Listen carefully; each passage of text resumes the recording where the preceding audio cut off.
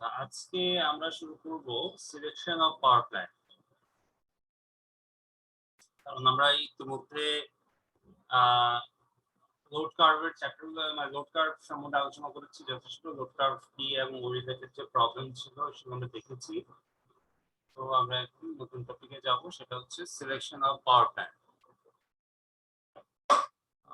As usual এটাও আমরা ভূপাটের বই থেকে দেখছি। ভূপাটের বইয়ে এটা হচ্ছে chapter 31 selection of power plant. Sir sound খুব কম স্যার, ভালো শুনতে পাচ্ছি না।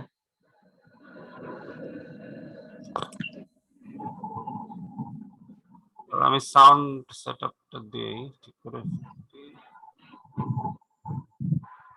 এখন শুনতে পাই স্যার। আচ্ছা, আমি সাউন্ডের সেটিংস একটু ঠিক করি। ভলিউম, আউটপুট, মাইক্রোফোন কোনটা আছে এখন?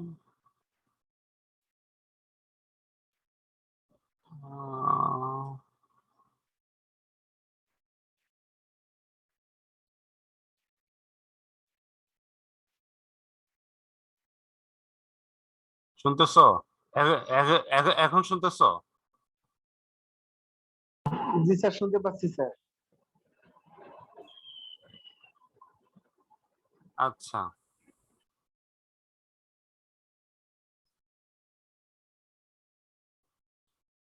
আচ্ছা, তো আমরা সিলেকশন অফ পাওয়ার প্ল্যান্ট এই চ্যাপ্টারে যাব। এটা হচ্ছে চ্যাপ্টার 31 ফ্রম ভোপাট।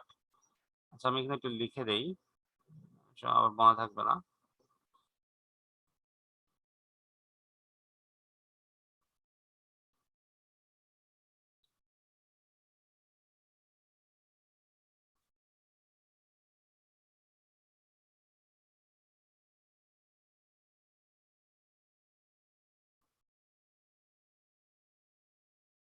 আচ্ছা, ভোপাটের chapter 31 selection of power plant. এটা হচ্ছে আমাদের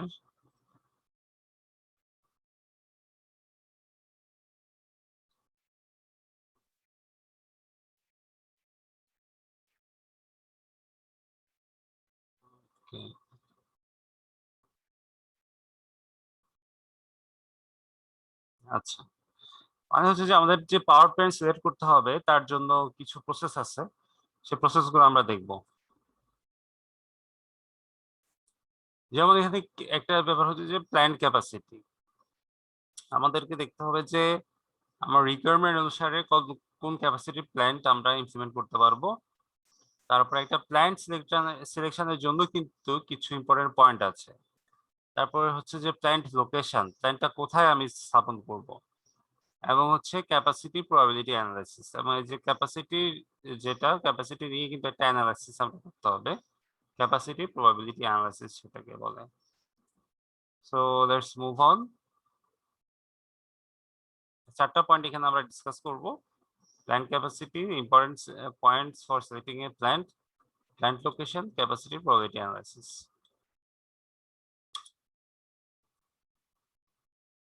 আচ্ছা, plant capacity first of all আসো, প্ল্যান্ট ক্যাপাসিটি কি? আমি চেঞ্জ করি। আচ্ছা, এখন দেখো, as a minimum requirement the plant capacity must be equal at least to the peak load or maximum demand। বলছে যে মিনিমাম রিকোয়ারমেন্ট হিসাবে যে প্ল্যান্ট ক্যাপাসিটি সেটা হচ্ছে তোমার যে পিক লোড বা ম্যাক্সিমাম ডিমান্ডের সমান হতে হবে। যেমন ধরো যে কোনো একটা জায়গায় যদি আমাদের ম্যাক্সিমাম ডিমান্ড হয় সে বা পিক লোড যদি হয় 60 মেগাওয়াট, তাহলে আমাদের ওই মিনিমাম প্ল্যান্ট বানাতে হবে 60 মেগাওয়াটের, যেটা পিক লোডটাকে কভার করে। এটা হচ্ছে মিনিমাম রিকোয়ারমেন্ট। পিক লোডের সমান বানাতে হবে মিনিমাম, তবে এই পিক লোড কিন্তু সবসময় সেম থাকবে না। কারণ নতুন যদি বিল্ডিং অ্যাড হয় বা নতুন অ্যাপার্টমেন্ট যদি অ্যাড হয়, তখন কিন্তু লোড বেড়ে যাবে, তখন দেখা যাবে পিক লোড আরো বেড়ে গেছে। সো আমাদেরকে যখনই পাওয়ার প্ল্যান্ট স্থাপন করে, তো নেক্সট 5 ইয়ার্স অথবা নেক্সট 10 ইয়ার্স এর একটা অ্যাজাম্পশন নিয়ে তারা পাওয়ার প্ল্যান্ট স্থাপন করে। যেমন তুমি তুমি যদি চিন্তা করো, এখন বাংলাদেশের এই যে করোনার আগে এত মানুষ এত ইন্টারনেট ইউজ করতো না। এখন যেমন ইন্টারনেটের ব্যবহারটা যেরকম বাড়ছে, এত কিন্তু আগে ছিল না। এটা হয়তো চিন্তাও করে না কেউ যে এত বাড়বে ইন্টারনেটের ইউজ বা অনলাইনে চলে যেতে হবে। ইভেন এমনও শোনা যাচ্ছে ইন ফিউচারে ইউজিসি অলরেডি একটা মানে কমিটি গঠন করে ফেলছে যে ব্লেন্ডিং লার্নিং এর দিকে আমরা চলে যাব। ব্লেন্ডিং লার্নিংটা কি? সেটা হচ্ছে যে একই সাথে অনলাইনেও ক্লাস চলবে এবং ফিজিক্যালি অফলাইনে হবে। অর্থাৎ কিছু কোর্স হবে তোমার অনলাইনে, কিছু কোর্স হবে অফলাইনে, অথবা একটা কোর্সের কিছু ক্লাস হবে অনলাইনে, কিছু ক্লাস হবে অফলাইনে। হ্যাঁ, ওইটাও ইমপ্লিমেন্ট হয়ে যাবে বাংলাদেশে ভেরি সুন। তো কাজেই তখন তার চিন্তা রেগুলার কিন্তু ইন্টারনেটের একটা চাহিদা থাকবেই। অর্থাৎ এই যে পিক লোড কিন্তু, বা আমরা আগে যেটা চিন্তা করছি ম্যাক্সিমাম ডিমান্ড কত হতে পারে ইন্টারনেট, সেটা কিন্তু চেঞ্জ হয়ে গেছে। সিমিলারলি বিদ্যুতের ক্ষেত্রেও। আচ্ছা, তো সেকেন্ড পয়েন্টটা কি? If an interruption of service can be tolerated at any time, then possibly the capacity equal to the peak load may be placed all in one unit of equipment. আচ্ছা, এটা হইতেছে যদি কিন্তু একটা ব্যাপার আর কি। ধরো যে যদি তুমি লোডশেডিং মেনে নাও, তাহলে পিক লোডের সমান একটা ইউনিট স্থাপন করলেই হবে। যদি লোডশেডিং তোমার কাছে কোনো প্রবলেম না হয়, বা যে এরিয়াতে যে এরিয়ার জন্য পাওয়ার প্ল্যান্ট স্থাপন করবে ওই এরিয়াতে দেখা যেতে পারে যে একটা ইউনিট যদি হয় তাহলে ওটা হয়তো প্রবলেম ক্রিয়েট হতে পারে, কোনো একটা প্রবলেমের কারণে এটা বন্ধ হয়ে যেতে পারে, তখন লোডশেডিং হবে, তখন কিন্তু ব্যাকআপ দিবার আর কিছু নাই। আর যেটা হয়েছে যে in most cases an interruption of service cannot be tolerated. For that case we can install 2 units of equipment each being capable of supplying the maximum demand independently. Due to the failure of one unit, other unit can carry the load. ঠিক আছে, তো এখানে ultimately ওরা কি বলছে, যদি আমরা ইন্টারাপশনটা মেনে নিতে পারি, মানে মানে যদি আমাদের বিদ্যুৎ না থাকে কোনো সমস্যা নাই, সেটা যদি হয় তাহলে তুমি একটা ইউনিট ম্যাক্সিমাম ডিমান্ডের সমান ক্যাপাসিটিওয়ালা একটা ইউনিট তুমি স্থাপন করলে হবে। কিন্তু সাধারণত সেটা হয় না। আমরা চাই যে না, আমরা মানে কন্টিনিউয়াসলি সাইমালটেনিয়াসলি বিদ্যুৎ পেতে চাই। সেক্ষেত্রে কি করতে হবে, সেক্ষেত্রে মিনিমাম আরেকটা ইউনিট লাগবে যেটার ক্যাপাসিটি হচ্ছে সেম, অর্থাৎ ম্যাক্সিমাম ডিমান্ড ফুলফিল করে এরকম, ম্যাক্সিমাম ডিমান্ডের সমান ক্যাপাসিটিওয়ালা আমাদের মিনিমাম 2টা ইউনিট লাগবে। কারণ একটা ফেল করলে যাতে আরেকটা আমি ব্যাকআপ দিতে পারি। তবে সাথে সাথে আরেকটা জিনিস থাকে, সাথে সাথে কিন্তু আমাদের ছোট ছোট কিছু ইউনিট থাকে যেটা ওই ম্যাক্সিমাম ডিমান্ডের সমান হয় না, বাট তোমার সে ইয়ে করতে পারে, ব্যাকআপ দিতে পারে। স্যার সাউন্ড কি একটু বাড়ানো যায় স্যার? সাউন্ড কি এখনো সমস্যা? না স্যার, একটু যদি বাড়ানো যেত হ্যাঁ, ভালো হতো স্যার। একটু যদি বাড়ানো যেত স্যার, অনেক সাউন্ডে কি সমস্যা? শুনতে পাচ্ছি স্যার, কিন্তু অনেক আস্তে আস্তে শুনতে পাচ্ছি। ভাই আপনারটা চেক করেন প্লিজ, আমার আর তো ঠিকই শুনতে পাচ্ছি। আমি তো ফুল সাউন্ড দিছি, তারপরে শুনতে পাচ্ছি একটু অল্প শুনতে পাচ্ছি। না স্যারের কথা, আপনার কথা আমরা খুব জোরে শুনতে পাচ্ছি। হ্যাঁ, আচ্ছা আমিও ঠিক শুনতে আছে, পাচ্ছি। আচ্ছা ঠিক আছে স্যার, সবার ঠিক হয়ে যাবে। আর স্যারের যদি থাকে হয়ে থাকে বাড়ানো, তাহলে বাড়ান ভাইয়ের জন্য। না, এখানে তো আর বাড়ানো তো যাচ্ছে না, কারণ ঠিক আছে স্যার, শুনতে পাচ্ছি স্যার, শুনতে পাচ্ছি স্যার, ঠিক আছে। না, একটু দাঁড়াও, আস্তে শুনতে পাচ্ছি, আর কিছু না। মাইক্রোফোনের লেভেল। আচ্ছা, ওটার জন্য খুব বাতাস বইতেছে মনে হচ্ছে।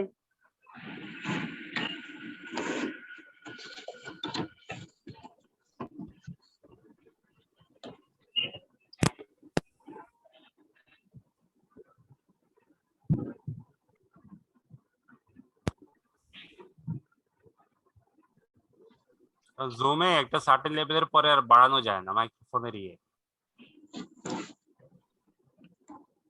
ঠিক আছে স্যার, সমস্যা নেই ঠিক স্যার, আছে, ঠিক আছে স্যার।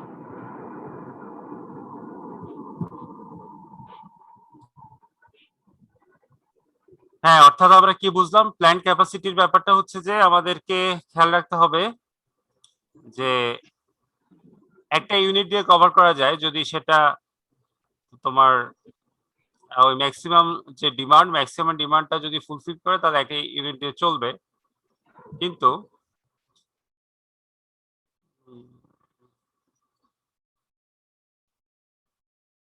কিন্তু সবসময় একটা ইউনিটে কভার হবে না, ঠিক আছে? কারণ হচ্ছে যে লোডশেডিং হবে যদি একটা ইউনিট সামহাও ফেল করলে পাওয়ার সাপ্লাই দেওয়া যাবে না মানুষজনকে। এই জন্য একটা ইয়ে লাগবে। এখানে বুলেট গুলা ঠিক মতো কাজ করতেছে না কেন? আচ্ছা,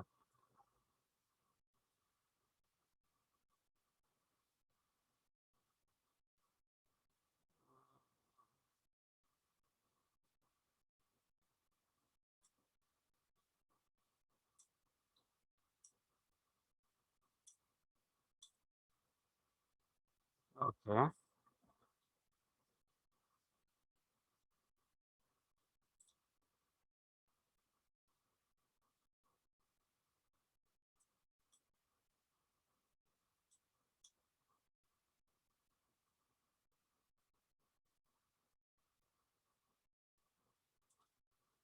আচ্ছা, এখন দেখো, in some of the large power supply systems made up of several generating units, design rules have been adopted to maintain a total installed capacity equal to the expected maximum demand plus the capacity of the two largest unit.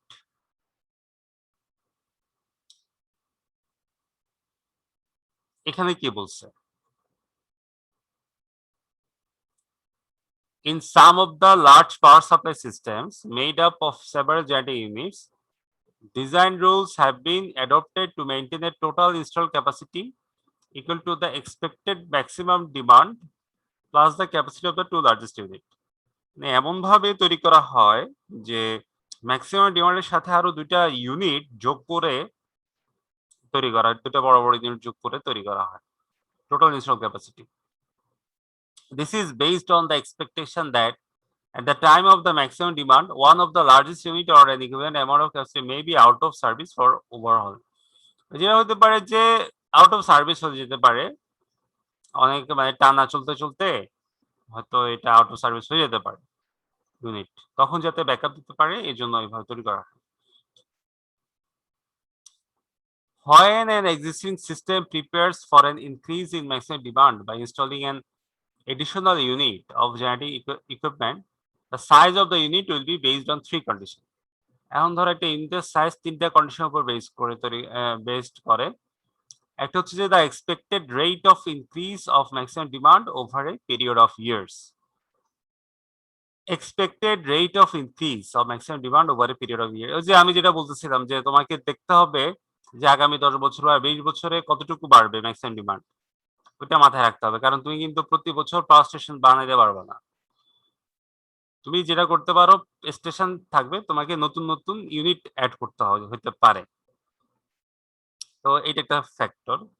আরেকটা factor হচ্ছে the general design policy established by the system management, বা ওই যে যারা তৈরি করে, ধরো বাংলাদেশের পলিসি একরকম, বাংলাদেশের সবকিছু মিলে এখন সবকিছুর মধ্যে কি আছে, ধরো তুমি ঢাকা শহরে যদি প্ল্যান্ট স্থাপন করো একরকম, তুমি যদি আবার ওই যে পার্বত্য এরিয়াতে প্ল্যান্ট স্থাপন করো ওইটা হিসাব আরেকরকম হবে, আবার তুমি যদি দ্বীপাঞ্চল বা ওই ধরনের এরিয়াতে স্থাপন করো এটা আরেকরকম হবে। অর্থাৎ এটা কি ধরনের এরিয়া ওয়াইজ কিন্তু এটা ভ্যারি করবে। আরেকটা হচ্ছে যে তুমি অ্যাডিশনাল ইউনিট যে বসাবা ওটার জন্য স্পেস আছে কিনা। ইউনিট মানে বুঝো তো, মানে হচ্ছে এক একটা স্টেশনের মধ্যে এক একটা জেনারেটিং ইউনিট আর কি, জায়গা আছে তোমার, স্পেস আছে কিনা অ্যাভেলেবল, সেটা তোমাকে মাথায় রাখতে হবে। কারণ তুমি ইয়ে অ্যানাউন্স করলে তো আর হলো না।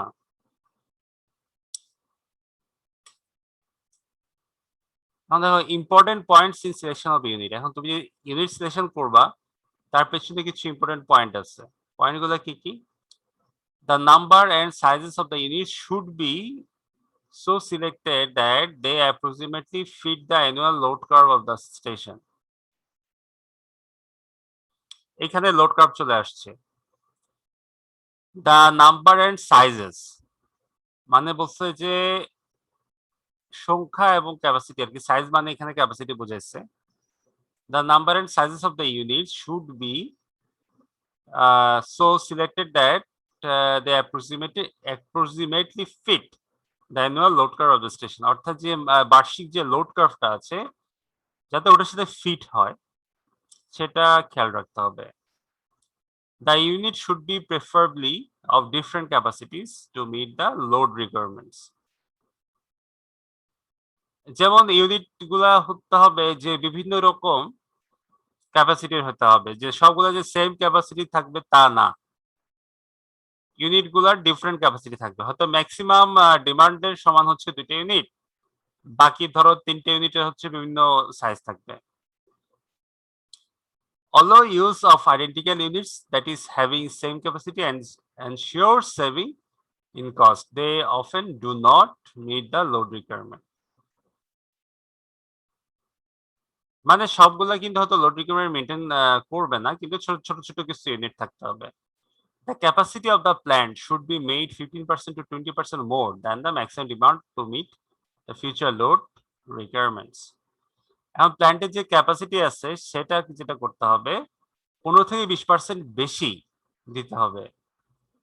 ধরো এখন ম্যাক্সিমাম ডিমান্ড যত তার থেকে 15% বাড়ায় দিতে হবে ইন ফিউচারের কথা মাথায় রেখে 15 থেকে 20% বেশি হইতে হবে। হ্যাঁ, এখন এগুলো হচ্ছে তোমরা যদি যারা পাওয়ার স্টেশনে জব করবা তাদের জন্য এগুলো লাগবে আর কি, এই জিনিসগুলো মাথায় রাখতে হবে তাদের। বা তখন তুমি বুঝতে পারবা, নিজেকে রিলেট করতে পারবা যে এখন যেগুলো আমি বলতেছি, আমরা যে পড়তেছি এগুলোর সাথে, তখন তুমি লাইফকে রিলেট করতে পারবা। তারপরে বলছে যে there should be spare generating unit so that repairs and overhauling of the working units can be carried out. অর্থ হচ্ছে যে ওই রিপেয়ার টিপার যখন করবা তখন যাতে ইয়ে করতে পারে, একটা স্পেয়ার ইউনিট রাখতে হবে। হ্যাঁ, আদারওয়াইজ হবে না, তুমি ঠিক মতো চালাতে পারবে না। এটা হচ্ছে the tendency to select a large number of units of a smaller capacity in order to fit the load curve very accurately should be avoided. It's because the investment cost per kilowatt of capacity increases as the size of the unit decreases. আচ্ছা, এখানে যেটা বলছে যে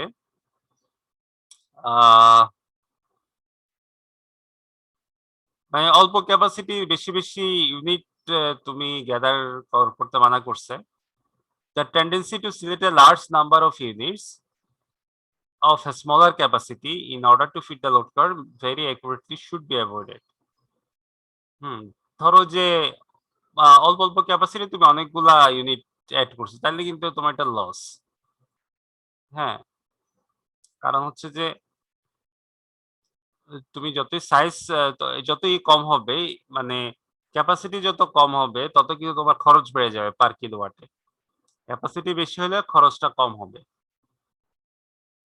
বুঝছো? মানে এটা example বলতে পারি, ধরো যে তোমার সে পার এক্সাম্পল ইফ আই সে যে 10 মেগাওয়াটের একটা ইউনিটের জন্য যে খরচ 20 মেগাওয়াটের ইউনিটের জন্য খরচ কিন্তু কম হবে। মানে তুমি যখন ক্যাপাসিটি বাড়ায় দিবা তখন তার জন্য খরচ কম হবে, কিন্তু ক্যাপাসিটি যদি তোমার কম হয় তখন কিন্তু খরচটা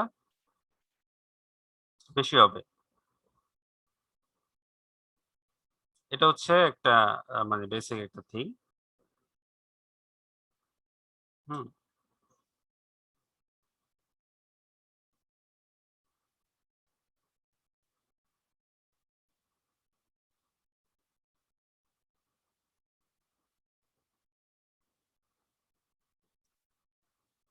আচ্ছা, পয়েন্ট গুলা কি মোটামুটি ক্লিয়ার হয়েছে নাকি হয় নাই?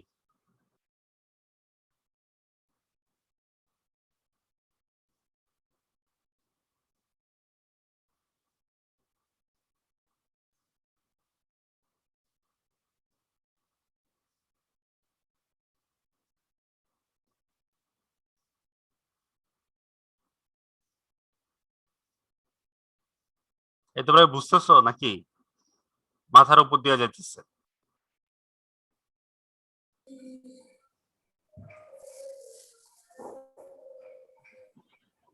না বুঝলে বলো, নাহলে কিন্তু পরে ঝামেলা পড়বা।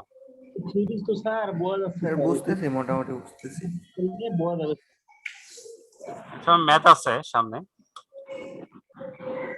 এখন ধরো লোকেশন, তুমি কোথায় স্থাপন করবা, স্টেশন কোথায় স্থাপন হবে সেটা কিন্তু কিছু লোকেশন আছে।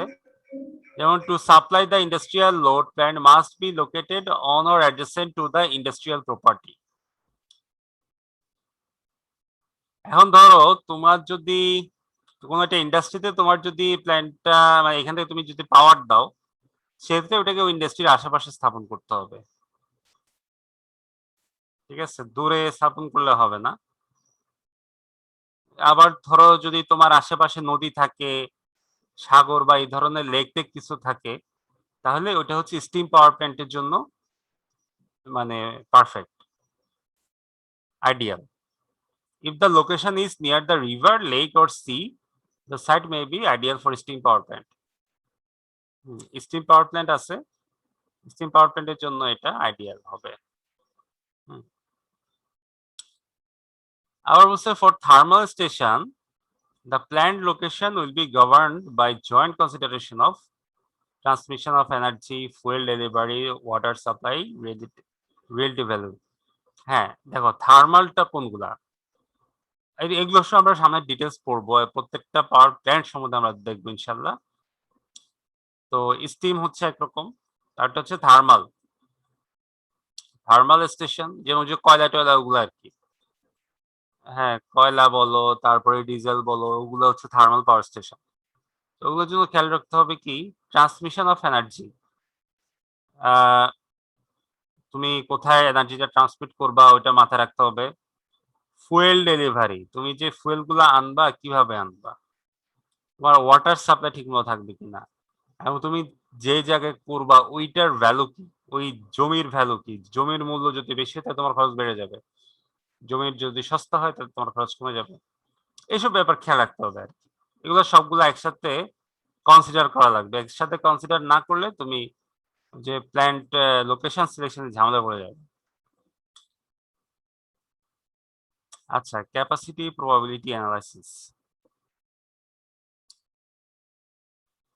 ক্যাপাসিটি প্রবাবিলিটি অ্যানালাইসিস আমাদের এখান থেকে আমরা ম্যাথ দেখবো কয়েকটা।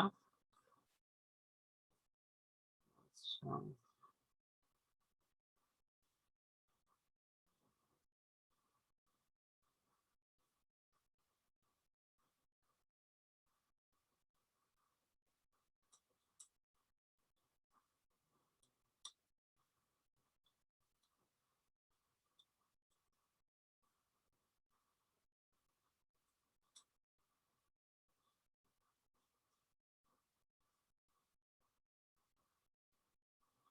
আচ্ছা।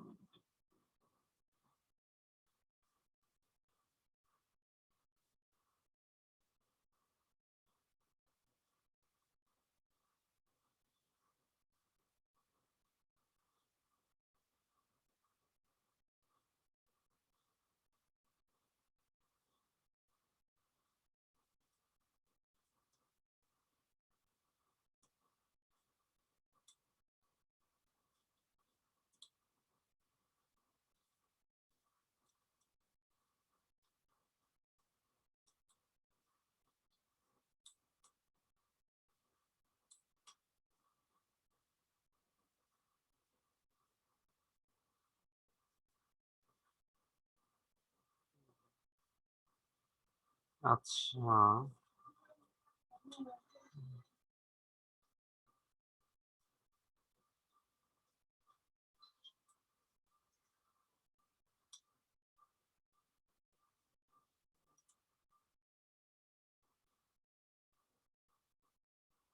আচ্ছা আমরা এতে যাই, ক্যাপাসিটি প্রবাবিলিটি অ্যানালাইসিস। এখানে প্রবলেম আছে, প্রবলেমটা দেখতে হবে।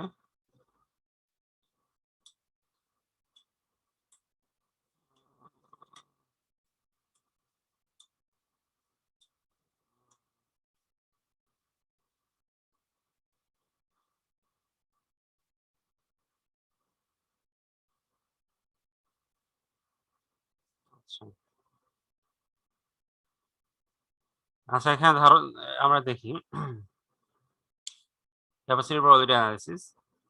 let Q1, Q2 and Q3 থেকে up to Qn পর্যন্ত be the forced outage rates of unit number 1, 2, 3 up to n পর্যন্ত expressed as the ratio of number of days outage to the number of days in the year. আচ্ছা, এটা কি মানে করছে? মানে এটা হচ্ছে যে আউট অফ সার্ভিস থাকে। ধরো যে ১ নাম্বার ইউনিট, তোমার কাছে n সংখ্যক ইউনিট আছে। ধরো যে তোমার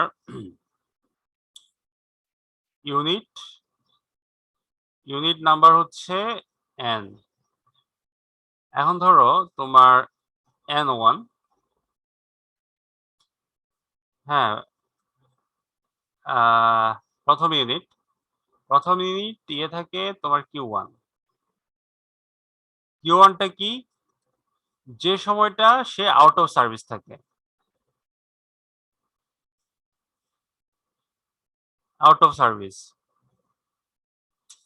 মানে কি? সেটাতে তুমি কোনো সার্ভিস পাবা না, ওটা হচ্ছে কিউ। আবার পি হচ্ছে যতদিন সে ইয়ে থাকতেছে, মানে ইন সার্ভিসে থাকতেছে। P1 থেকে আপ টু Pn হচ্ছে তোমার B the operating rates of unit number 1, 2, 3 up to n operating rates expressed as the ratio of the number of days of running to the number of days in the year. মানে যতদিন বছরে যতদিন সে active থাকতেছে সেটা হচ্ছে P. তাহলে দুইটা যোগফল হবে 1। এটা আমরা প্রায় করতে হবে প্রবাবিলিটি থিওরি থেকে। মানে পি কি? পি হচ্ছে সে অ্যাক্টিভ আছে, আর কিউ কি? কিউ হচ্ছে সে যতদিন ইনঅ্যাক্টিভ আছে। তো দুটার যোগফলে কিন্তু 1 হবে। ধরো যে তোমার সে 70% টাইম সে অ্যাক্টিভ আছে, মানে বছরে 70% সময় সে ওই ইউনিটটা চালু আছে। বাকি 30% টাইম বছরে ওই ইউনিটটা অকেজো থাকে বা আউট অফ সার্ভিস থাকে, ওই সার্ভিসিং এর জন্য এটা সে, মানে আমরা ধরলাম যে রান করাতে পারি না। তাহলে এই দুটোর যোগফল কি হবে? পি প্লাস কিউ হবে তোমার 1। তুমি যদি পার্সেন্টেজ তো 100 দিয়ে ভাগ দাও, এটা হচ্ছে 0.7 আর এটা হচ্ছে 0.3। সো এটা হচ্ছে যোগফল হবে 1, পি আর কিউ। এটা আমরা কোত্থেকে পাই? এটা আমরা পাই প্রবাবিলিটি থিওরি থেকে। প্রবাবিলিটি থিওরি থেকে আমরা এই জিনিসটা পাই। আচ্ছা, আমরা এখন আগাতে থাকি। We have to move on, আমাদের বসে থাকলে চলবে না। আচ্ছা, এখন দেখো P1 R P2 probability of unit 1 and 2 working together. P1, P2, P3 মানে কি? probability of unit 1, 2, 3 working together, just multiplication। মানে P আর P2 কি? P1 আর P2 যদি এবার মাল্টিপ্লাই করো তাহলে কি বোঝা যাবে? যে 1 নাম্বার ইউনিট আর 2 নাম্বার ইউনিট একসাথে চলতেছে। আবার যদি P1, P2, P3 এভাবে লেখো, এর মানে কি? মানে হচ্ছে যে 3টা ইউনিট একসাথে চলতেছে। আর Q1, Q2, Q3 এভাবে যদি লেখো তাহলে সেটা কি মিন করবে? মানে 3টা ইউনিট আউট অফ সার্ভিস আছে। আবার P1, P2, Q3 এটা যদি লিখো তাহলে কি মিন করবে? 1 নাম্বার আর 2 নাম্বার ইউনিট কাজ করতেছে, কিন্তু 3 নাম্বার ইউনিট আছে আউট অফ সার্ভিস। ঠিক আছে? সিম্পল হিসাব। এখন ধরো যে তুমি যদি এভাবে লিখো P1 plus Q1 into P2 plus Q2 up to P1 plus Qn is equal to 1, definitely এটা 1 হবে। আবার P plus Q whole to the power n ও কিন্তু তোমার হোল টু দি পাওয়ার, এটা নিচে nটা নিচে হবে, is equal to 1। ঠিক আছে? মানে তোমার n সংখ্যকের জন্য তুমি 1 যোগ ধরে যোগফল অলওয়েজ 1 হবে। আচ্ছা, এখন আমরা একটা ম্যাথ দেখবো। ম্যাথ দেখলেই মূলত আজকে শেষ, এই চ্যাপ্টারটা শেষ হয়ে যাবে।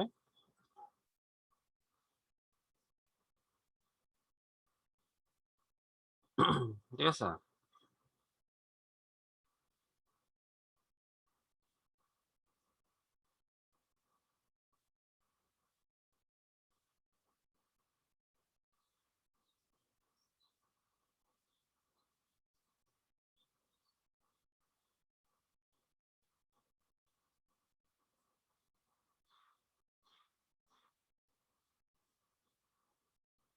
আচ্ছা, কোশ্চেনটা হচ্ছে কি, a generating system will have a total capacity of 300 megawatt. একটা জেনারেটিং সিস্টেম আছে যেটার ক্যাপাসিটি হচ্ছে 300 megawatt. Investigate the probable forced outage when the capacity is supplied in one unit into 150 megawatt units and 300 megawatt units and 475 megawatt units. তো এখানে হিসাব করতে বলছে যে পি হচ্ছে 0.98 আর কিউ হচ্ছে 0.02, মানে এটা হচ্ছে 98%, এটা হচ্ছে 2%, মানে 98% সময় পি মানে অ্যাক্টিভ থাকতেছে ইউনিটগুলা, মানে অপারেট করতেছে, আবার বাকি 2% সময় সেগুলা অপারেটিং এ নাই, সেগুলো কাজ করতেছে না 2% সময়। এখন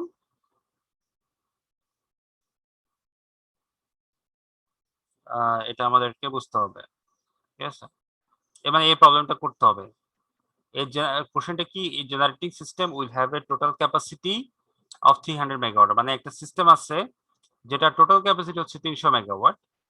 বলছে যে investigate the probable forced outage, মানে তোমার সম্ভাব্য আউটেজটা কত হবে যখন ওই একটা ইউনিটে তুমি দিবা, সাপ্লাই দিবা, আরেকটা হচ্ছে যদি দুইটা 150 ইউনিটে থাকে, আর হচ্ছে যে তিনটা যদি 100 মেগাওয়াট ইউনিট করে থাকে, আরেকটা হচ্ছে যে যদি তোমার 4টা 75 মেগাওয়াট ইউনিট থাকে, এগুলোর জন্য তোমার ফোর্স আউটেজটা কত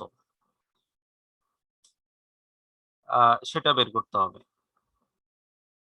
হুম,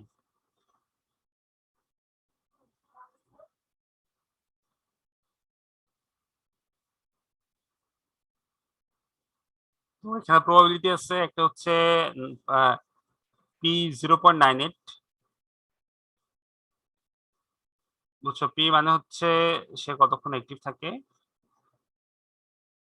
আর কিউ হচ্ছে সে যতক্ষণ ইনঅ্যাক্টিভ থাকতেছে।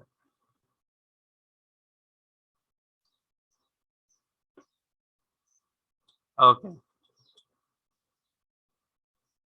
এখন দেখো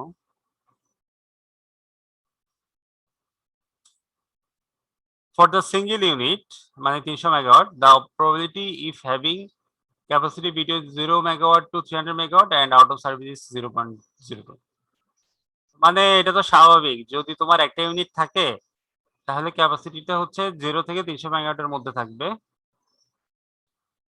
আর হচ্ছে আউট অফ সার্ভিস থাকবে 0.02। ওকে, এটা হচ্ছে তোমার 300 মেগাওয়াটের ইউনিটের, কারণ একটাই ইউনিট, হিসাব তো বলে দিচ্ছে। এখন ধরো যদি দুইটা 150 মেগাওয়াটের ইউনিট থাকে তখন কি হবে, P plus Q whole square is equal to 0.98 plus 0.02 whole square, কারণ এটা ফর্মুলা আমরা দিচ্ছি, এটা n এর ভ্যালু হচ্ছে 2, আচ্ছা ওইটা পাওয়ারই হবে, n এর ভ্যালু হচ্ছে 2, অর্থাৎ পি আর কিউ এখানে বসাই দিচ্ছে। এরপরে তুমি ফর্মুলাতে ফেলো, p plus Q whole square মানে কি, p square plus 2 P q plus q square, বা তুমি এটাকে যদি ফর্মুলা ফেলো তাহলে কি হচ্ছে, এটা স্কয়ার প্লাস এটা স্কয়ার, এরপরে 2 ইনটু এটা ইনটু এটা, তো আলটিমেটলি এটা হচ্ছে ইকুয়েশন। হুম, এখন পি স্কয়ার মানে কি, P one P two, 2 P Q মানে কি, পি ওয়ান কিউ টু, এটা হচ্ছে পি টু কিউ ওয়ান, আর কিউ স্কয়ার মানে হচ্ছে Q one into Q two. আচ্ছা হ্যাঁ, মানে এইটা এখানে ব্যাখ্যা করছে আর কি, কোনটা কি মিন করতেছে। আচ্ছা এরপরে আসো যে তোমার যদি 3টা ইউনিট থাকে 100 মেগাওয়াট করে, তাহলে কি হচ্ছে p plus Q whole cube, এটা তো 1। এখন তাহলে তুমি ফর্মুলা ফেলো, p q plus 3 p square q plus 3 p q square plus q cube, এটা হচ্ছে পি প্লাস কিউ হোল কিউবের ফর্মুলা, বা তোমরা এক্স প্লাস ওয়াই হোল কিউবের ফর্মুলা নিশ্চয়ই জানো, সেই ফর্মুলা এখানে অ্যাপ্লাই করছে। এরপরে ওই যে তুমি ভ্যালুগুলো বসে ক্যালকুলেশন করো, এরপরে যদি তোমার 4টা ইউনিট হয় পি প্লাস কিউ হোল 4, তখন 4ই ওই যে ওইটার ফর্মুলা অ্যাপ্লাই করতে হয়েছে তোমাকে, ঠিক আছে, যে 4টার জন্য কি হবে, 4টা ইউনিট 75 মেগাওয়াট করে, তো ক্যালকুলেট করো, এটা আসছে। আচ্ছা এখন দেখো এখানে একটা টেবিল করছে ওরা, যে 2 ইউনিটের জন্য capacity out of service on force outage, যেমন যদি তোমার ইয়ে থাকে 0 মেগাওয়াট থাকে, তাহলে প্রবাবিলিটি হচ্ছে 0.9604, আর 150 হচ্ছে এত 300 এর জন্য 0.04।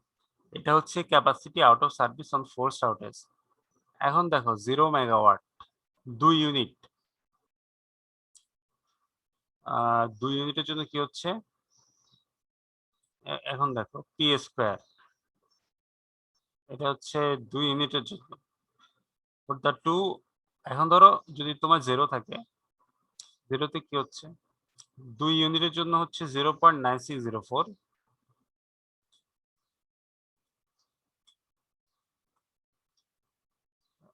150 করে হচ্ছে তোমার প্রবাবিলিটি, 0.0392 150-এর হিসাবের জন্য এটা। তারপরে 300 যদি হয় 0.004, 300 যদি হয় তোমার হচ্ছে 0.004 এর জন্য, তোমার টোটাল হচ্ছে 1 আসছে। আবার যদি তোমার 3টা ইউনিট হয়, তখন 3টা ইউনিটের জন্য কি অবস্থা, ওই যে তোমার যে ক্যালকুলেশন করছো ওইখান থেকে বসাই দিবা আর কি। এটা হচ্ছে 2 ইউনিটের জন্য বুঝেছে। তারপরে ধরো যে 3 ইউনিটের জন্য কি হচ্ছে, হ্যাঁ, হিসাবগুলা এভাবে আসছে। আচ্ছা, তুমি একটা জিনিস খেয়াল করো, আমি এটা একটু ব্যাখ্যা করি, একটা টেবিল ব্যাখ্যা করলে হবে। যেমন 2 ইউনিট, 2 ইউনিটের জন্য কি হতে পারে, একটা কন্ডিশন হতে পারে যে যখন কোনো ইয়ে হবে না, মানে সবগুলো ইউনিটে অ্যাক্টিভ থাকবে। সবগুলো ইউনিট অ্যাক্টিভ থাকা মানে কি, মানে হচ্ছে 2 ইউনিট, তো মানে হচ্ছে যে P1 আর হচ্ছে P2, মানে সবগুলো ইউনিট অ্যাক্টিভ আছে, কোনো আউটেজ নাই। এরপরে 150 মানে কি, 150 মানে হচ্ছে যে একটা এ আছে, একটা অ্যাক্টিভ একটা ইনঅ্যাক্টিভ, মানে হচ্ছে এটা P1 Q2 plus P2 Q1, এটার জন্য মানে তোমার একটা অ্যাক্টিভ থাকলে আরেকটা আউট অফ সার্ভিস, সেটার জন্য। আর 300 মেগাওয়াট মানে কি পুরাটাই আউট অফ সার্ভিস, তো 0.0004 মানে হচ্ছে তোমার দুইটা Q1 আর Q2, যে দুইটা ইউনিট আছে দুইটাই আউট অফ সার্ভিস। তো টোটাল যে সাম করবা মানে যোগ করবা, যোগ করলে সেটা হবে 1। এটা হচ্ছে 2 ইউনিটের জন্য, কারণ আমরা একটা ফর্মুলা দেখছি P plus Q whole square. যদি আমাদের ইউনিট দুইটা হয়, দুটো ইউনিট হলে সেটা হচ্ছে P plus Q whole square. So P plus Q whole square মানে কি হচ্ছে যে P square plus 2PQ plus Q square. এখানে ওটা বুঝেছে। এই জিনিসটা ক্লিয়ার হয়েছে? বলো, কোশ্চেন করো।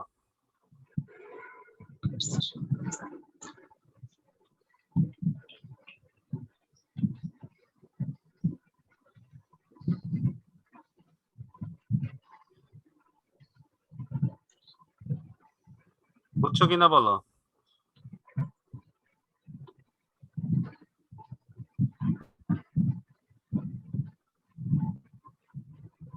বুঝলে বলো, না বুঝলেও বলো।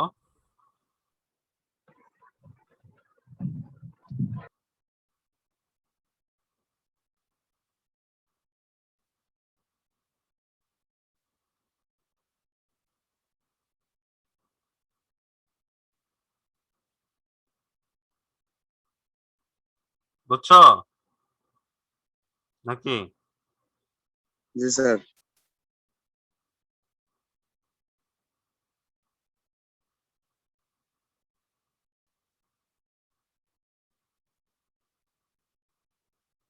আবার যখন 3টা ইউনিট চলে আসতেছে, যেমন capacity out of service on force outage megawatt, এটা হচ্ছে প্রবাবিলিটি। যখন আউটেজ 0 মানে সব টিপটপ, কোনো প্রবলেম নাই, তখন হচ্ছে সবগুলা পি আর কি। এটা একটু ব্যাকে যাই আমি তোমার বোঝার সুবিধার জন্য। এটা দেখো তিনটা ইউনিট পি 3 মানে কি, পি টু দি পাওয়ার 3 মানে কি, মানে সবগুলা অ্যাক্টিভ আছে, কোনো লস নাই। 3 পি স্কয়ার কিউ মানে কি, মানে হচ্ছে যে তোমার পি দুইটা কিউ একটা, মানে একটা ইনঅ্যাক্টিভ আছে, একটা ইনঅ্যাক্টিভ আছে। তিনটা ইউনিট 100 মেগাওয়াট, তো তাহলে হচ্ছে একটা 100 মেগাওয়াটের ইনঅ্যাক্টিভ আছে, সেটার জন্য এটা। আবার যখন 3 পি কিউ স্কয়ার মানে হচ্ছে যে 200 মেগাওয়াট, তখন দুইটা ইনঅ্যাক্টিভ আছে, তখন এটার জন্য এটা। আর এইটা হচ্ছে 300 মেগাওয়াট, মানে তিনটাই কিন্তু ইনঅ্যাক্টিভ। টেবিলে ওইটাই বোঝানো হয়েছে।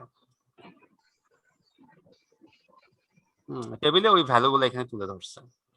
তারপরে আসো চারটার জন্য কি, চারটার জন্য capacity out of service on force outage, যেহেতু চারটা ইউনিট 75 করে, তো একটা হচ্ছে একটা অফ হলে 75। এটা দেখো পি টু দি পাওয়ার 4 মানে হচ্ছে তোমার চারটা ইউনিট অ্যাক্টিভ আছে, আর p 4 p q p to the power 3 q মানে হচ্ছে যে তোমার তিনটা ইউনিট অ্যাক্টিভ, একটা ইনঅ্যাক্টিভ। একটা ইউনিট মানে হচ্ছে 75 মেগাওয়াটের, একটা নাই। তো 6 পি স্কয়ার কিউ স্কয়ার মানে হচ্ছে যে তোমার দুইটা নাই। 75 ডাবল করলে কি হবে, 150, দুইটা নাই। এরপরে হচ্ছে 4 পি কিউ কিউ মানে হচ্ছে তোমার তিনটা নাই, কিউ 4 মানে হচ্ছে চারটা নাই। স্যার এখানে সমানভাবে, হ্যাঁ হ্যাঁ স্যার এখানে সমানভাবে 4টে ইউনিট অথবা 3টে ইউনিট, হ্যাঁ 100 মেগাওয়াট অথবা 75 মেগাওয়াটের 4টা অথবা 3টা, হ্যাঁ এটার জন্য যেটা আসতেছে। যদি স্যার কম বেশি থাকে, কোথাও 50, কোথাও 75, কোথাও 100, এভাবে 4টে থাকে, তখন তখন আবার হিসাব চেঞ্জ হবে, তখন আরেকটা অঙ্ক, এটাই ওইটা নাই এখানে, ওইটা আমরা আরেকটা শীটে দেখবো ওইরকম হলে। ঠিক আছে স্যার। মানে এটা হচ্ছে যে সবগুলা যদি ইকুয়াল হয়, ইকুয়াল সমান। ইউনিট যদি আমরা বসাই, জি স্যার। ওটার জন্য কি আর কি। তো এইভাবে এটা সামারি করছে আর কি। এখন এখানে একটা ওরা সামারিতে আসছে, সামারিটা কি, single unit has the best probability of maintaining. মানে তোমার যদি একটা ইউনিট থাকে, তুমি ইজিলি ওটাকে মেইনটেইন করতে পারবা, হয় এটা কাজ করবে না, কাজ করবে না। কিন্তু মানুষজন যে ওই যে খেপে যাবে বিদ্যুৎ না থাকলে, সেটা সেটা মাথায় রাখতে হবে। আরেকটা হচ্ছে যে এটা হলে আবার যেটা হবে যে ম্যাক্সিমাম সার্ভিস ইন অপারেশন দিতে পারবা আর কি, তুমি 300 মেগাওয়াট ধরো টোটালি দিতে পারলা। আবার যদি চারটা ইউনিট থাকে, তাহলে ওটা কিন্তু has the least probability of maximum outage. তো ম্যাক্সিমাম আউটেজের লিস্ট প্রবাবিলিটি, এটা তুমি পাইছো কোথায়, এটা টেবিলে বুঝতেছো, এই যে টেবিলে এটা হচ্ছে ম্যাক্সিমাম প্রবাবিলিটি কমে গেছে। আবার দেখো এখানে হচ্ছে তোমার যখন একটা ইউনিট থাকে, একটা ইউনিটে ম্যাক্সিমাম সময় আউট অফ সার্ভিস থাকার যে রেট, এটা কিন্তু 3টে ইউনিটে একটু কমছে। তোমার 4টা ইউনিট যখন তুমি ইনস্টল করবা, সেটা কিন্তু আরো কমে গেছে। এটা তো স্বাভাবিক। এখন তোমার ক্রিকেট দলে যদি একজনই ভালো ব্যাটসম্যান থাকে, তাহলে হয় সে খেললে একদম ফাটায় ফেলবে, নাহলে সে আউট হয়ে গেলে শেষ। হ্যাঁ, আর কেউ দাঁড়াইতেও পারবে না। এখন ধরো মানে তুমি হয়তো টিমে সৌম্য সরকার, লিটন দাস, তারপরে মিথুন, এদেরকে নিয়ে টিম সাজাইছো আর কি, এরকম প্লেয়ারদেরকে, তার বিজয়, হ্যাঁ, তার ইমরুল কায়েস, এরা টিমে আছে। একমাত্র ব্যাটসম্যান আছে ধরো যে মুশফিক রহিম, তাহলে যেটা হওয়ার সেটা হবে, সে ফেল করলে ফেল। এখন ধরো তুমি যদি এরকম মুশফিক আছে, সাকিব আছে, তামিম আছে, ভালো ব্যাটসম্যান তোমার আছে, তাহলে কিন্তু তোমার ফেল করার চান্সটা কমে গেছে। প্রবাবিলিটি কমে গেছে। হ্যাঁ, কিন্তু তোমার টিমে যদি সবগুলা ওই যে মিঠুন, তারপরে লিটন, এই টাইপের, ইমরুল কায়েস টাইপেরই হয় সবগুলা প্লেয়ার, তাহলে তোমার ফেল করার রেট বেড়ে যাবে। ওইটা আর কি। হ্যাঁ, মানে একটু ক্রিকেট দিয়ে এক্সাম্পল বুঝলাম, কারণ ক্রিকেটটা আমাদের বোঝা সহজ। কারণ ফুটবল দিলে তো বুঝবা না, ফুটবল তো আমি আমি নিজেই চিনি না ফুটবলের এখনকার প্লেয়ারদেরকে, জানি না তোমরা চিনো কিনা। হ্যাঁ। তো এই ছিল আমাদের এই চ্যাপ্টারটা। হ্যাঁ, এটা হচ্ছে ভোপাটের একটা চ্যাপ্টার, চ্যাপ্টার দেখো এখানে 32nd রিপ্রিন্ট, 32তম রিপ্রিন্ট। আমার কাছে কোনটা আছে, 1972 সালেরও আছে। হুম, আমার কাছে 2010 সালের এডিশনটা আছে। আচ্ছা, হ্যাঁ, 10 এর এডিশন আর কি। হ্যাঁ, তো পাওয়ার স্টেশন ইঞ্জিনিয়ারিং। তো এই ছিল আমাদের এই চ্যাপ্টার। আমরা অলরেডি 2টা চ্যাপ্টার শেষ করেছি, স্টেশন অফ পাওয়ার প্ল্যান্ট। আমাদের নেক্সট চ্যাপ্টারটা হবে station performance and operation characteristics. স্টেশনের পারফরমেন্স আর হচ্ছে অপারেশন ক্যারেক্টারিস্টিক্স, এটা নিয়ে দেখবো। আচ্ছা, এটা ছোট একটা ক্লাস আছে আগামীকাল, ওইটা করবা নাকি?